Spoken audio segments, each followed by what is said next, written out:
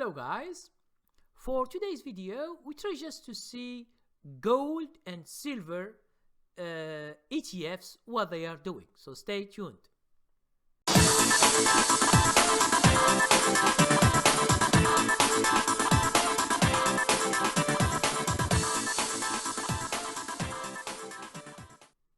Hello guys, my name is Abdelkarim Ramain. I am your trainer and coach. For today, we try just to give you a summary of silver and gold, what is doing. And you can see, for example, the chart, as you can see, the chart.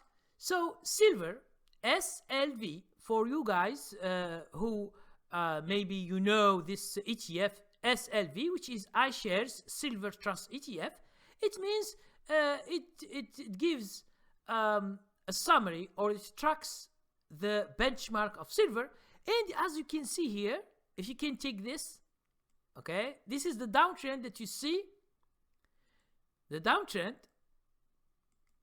okay, and then you see that silver has stopped going down, and on all these 5 days it's going up. It means last week and this week it's going up. Now the thing is, if it continues to go up to make another trend like this trend, for example, it will be good for silver.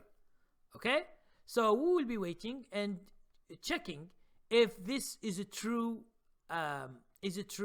uptrend, and there is what we call a reverse. So like a reverse, it means that we have a new trend forming and it can continue up. If it continue up, anyone who buys these days can make some money. Now gold also,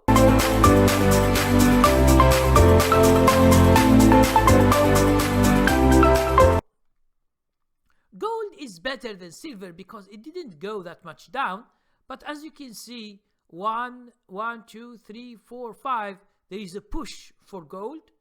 Okay, for me, I don't like the vertical trend. The vertical trend will fall almost, but what I like is the trend that it is like this. A trend that it is leaning, okay, is better than this trend. So we will see with gold if things will be better.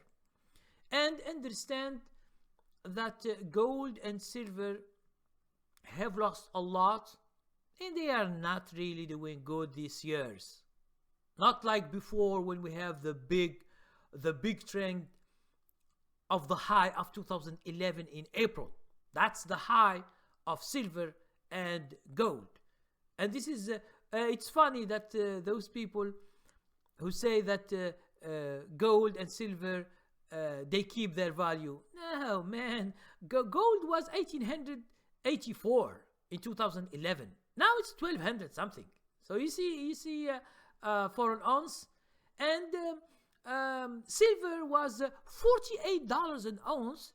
Now it is $13.50 or $14. So you see, if you bought it on 2011, you will be losing 75% of your money on this silver and gold. And they say to you, oh, gold and silver are good for the future. No, it's not good for the future. It's good when you make money. When you lose money, it's not good. Because 2011, let's say we take for gold, it was 1884 for an ounce. Now let's say it is 1250 for an ounce. So what does it mean? It means now you can buy more gold with the same money of 2011, and this is good for people who buy now than to buy in 2011. But in real, those who hold gold for a long time, especially from 2011 until now, they are losing money. But in the stock market, if you compare stock market has done a lot, and it has been doing so good in these years. So you see the difference? Okay, so this is just a message for those guys who are buying coins or buying gold and silver, and they keep it and they say, oh, this is for your future. Future, it's you should see, are you making money, yes or no? This is the future. If you buy something and you are losing money each year, is this a strategy to make money in the future? I don't think so. Thank you very much, and see you next video.